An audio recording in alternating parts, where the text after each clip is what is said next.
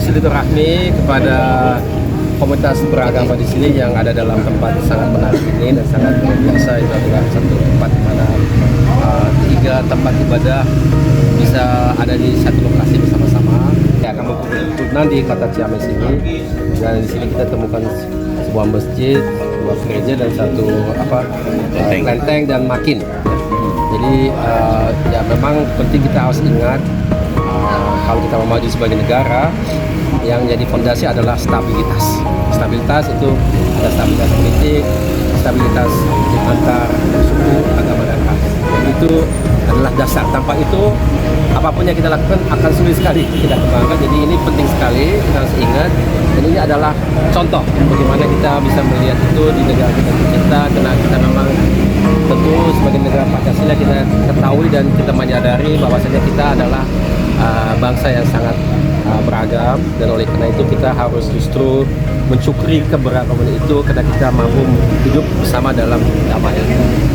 Insya Allah kedepannya sejahtera juga.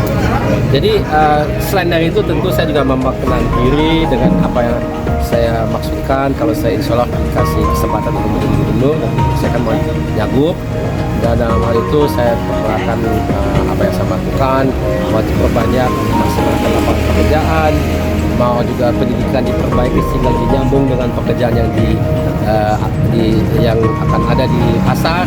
Dan yang ketiga tentu juga harus diperhatikan nasib daripada UMKM, karena UMKM kan banyak sekali, 90% dari warga kita yang bekerja di UMKM, itu harus diperhatikan. Melihat dari mata kepala sendiri contoh daripada kampung Kimpunan ini yang menjadi manifestasi daripada stabilitas perdamaian antar umat beragama di Indonesia. Tadi sudah ke 2 pesantren dari satu UKM, tapi saya kasih masukan di 2 pesantren, dan habis ini ke pesantren lagi. Itu oleh Nasdem kita sedang dalam finalisasi dengan partai kedua, yaitu kemungkinan besar PKS. Cukup banyak.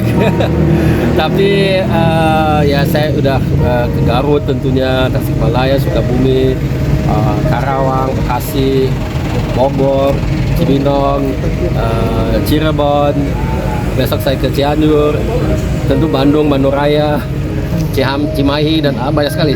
Jadi tapi masih belum semuanya ya. Memang Jabar ini besar, dan ada 27 kabupaten dan kota, dan semuanya saya kenal. Saya tidak mungkin ketemu dengan semua warga, tidak mungkin, tapi paling tidak mulai keliling kemana-mana dan bicara dengan banyak orang di akar rumput.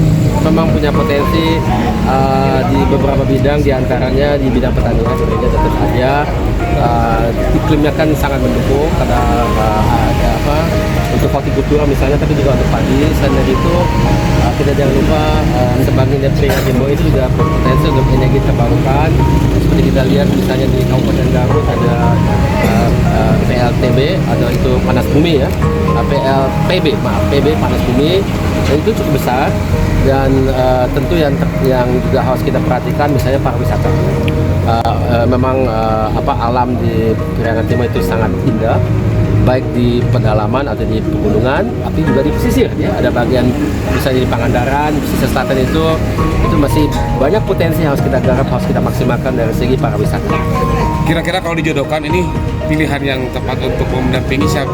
Tidak berani saya mengadu. Nanti keliru.